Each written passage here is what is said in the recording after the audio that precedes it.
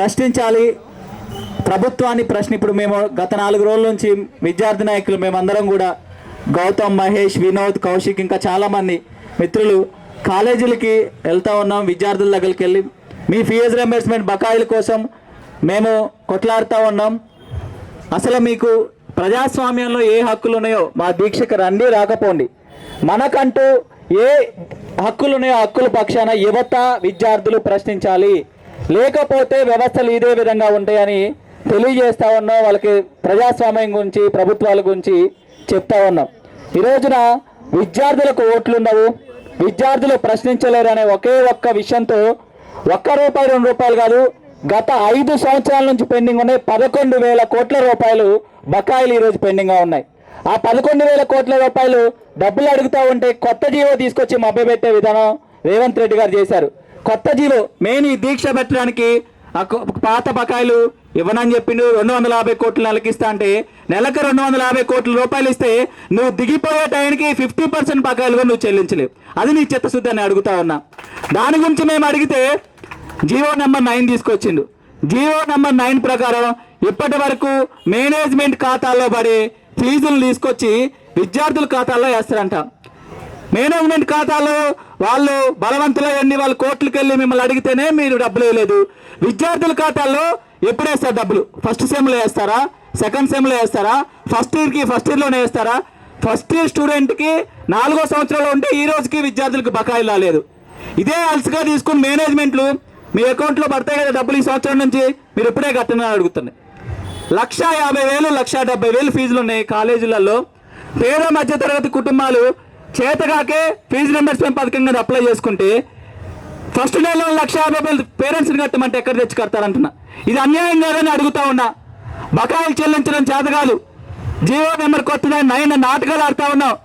మొన్న ఎవరో మీడియా వాళ్ళు ఢిల్లీలో తీసుకొచ్చి మైక్ పెడితే ఆంధ్రాలో బకాయిలు ఉన్నాయిగా, ఆంధ్రాలో అడుగుమంటే నువ్వు ఆ ముఖ్యమంత్రి, ఆంధ్రాలో ఉన్న ముఖ్యమంత్రి మాకు అడుగుతా ఉన్నా.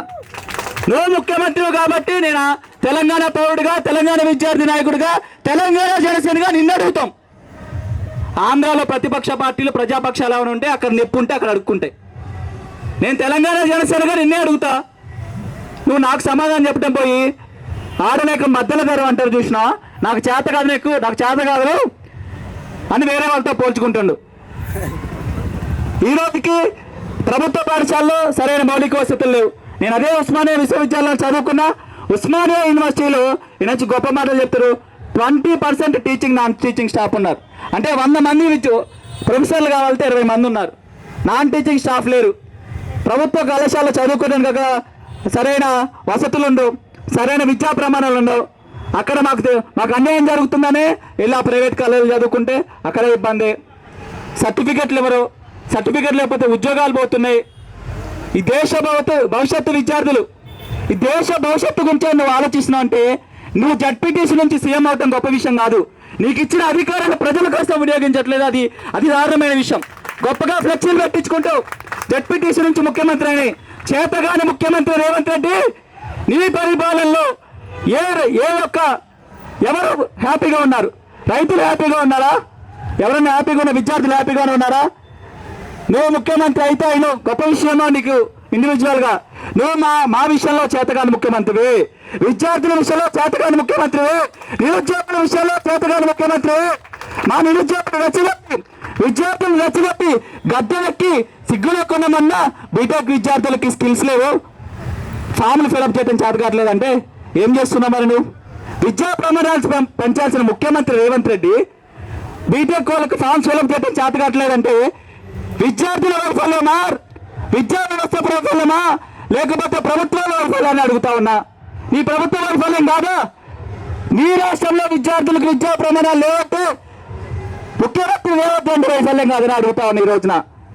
ఈరోజు మేమంతా విద్యార్థులు పక్షాన్ని నిలబడటానికి మా పవన్ కళ్యాణ్ గారి యొక్క మద్దతుతో, ఇక్కడ రాష్ట్ర నాయకత్వం మద్దతు మేము ఈరోజు నిరుద్యోగులను తీసుకొచ్చి రోడ్డు మీద నుంచోబెట్టారు. ఇందాక సాగర్ అన్న చెప్తా ఉన్నారు, 30 సంవత్సరాలు తెలంగాణ కోసం రోడ్ల మీద నుంచున్నాం, మళ్ళీ 15 సంవత్సరాల నుంచి రోడ్ల మీద నుంచోబెడుతున్నారు. రైతులు రోడ్ల మీద నుంచోబెడుతున్నారు, నిరుద్యోగులు రోడ్ల మీద నుంచోబెడుతున్నారు, విద్యార్థులు రోడ్ల మీద నుంచోబెడుతున్నారు. ఇక మీ ఆట సాగవు. తెలంగాణ ఆంధ్రాన్ని తీసుకొస్తారు, సమస్యలు మాట్లాడితే చాలు తెలంగాణ, మహారాష్ట్ర, ఉత్తరప్రదేశ్. నీ రాహుల్ గాంధీ ఎక్కడోడు? నీ సోనియా గాంధీ ఎక్కడి నుంచి వచ్చింది?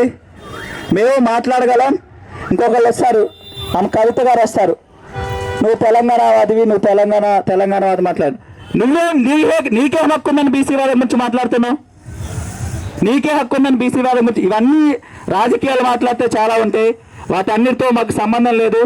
ఈరోజు దీక్ష స్టార్టింగ్ జస్ట్ ట్రైల్. ఇది ఖచ్చితంగా జనసేన రాష్ట్ర ఇన్ఛార్జ్ కానీ, ప్రధాన కార్యదర్శి గారు, ప్రచార కార్య మిగతా వాళ్ళ యొక్క మద్దతు, వాళ్ళ కనుమతో రాబోయే రోజుల్లో ఖచ్చితంగా ఈ విషయంలో సెక్రటేరియట్ ముట్టడి చేస్తాం, నిరుద్యోగుని ఇల్లు ముట్టడి చేస్తాం, నిరుద్యోగుల కోసం కొట్లాడతాం. తెలంగాణ రక్తం మాది, తెలంగాణ రక్తమే. నేను అదే ఉస్మానియా యూనివర్సిటీలో చదువుకున్నా, నాతో ఉన్న విద్యార్థి నాయకులు అందరూ కూడా ఉస్మానియా యూనివర్సిటీలో చదువుకున్నాం. నీకు విద్యార్థులు నిరుద్యోగులతో పెట్టుకున్నావు, ఖచ్చితంగా దాన్ని రుచి చూపిస్తామని తెలియజేస్తూ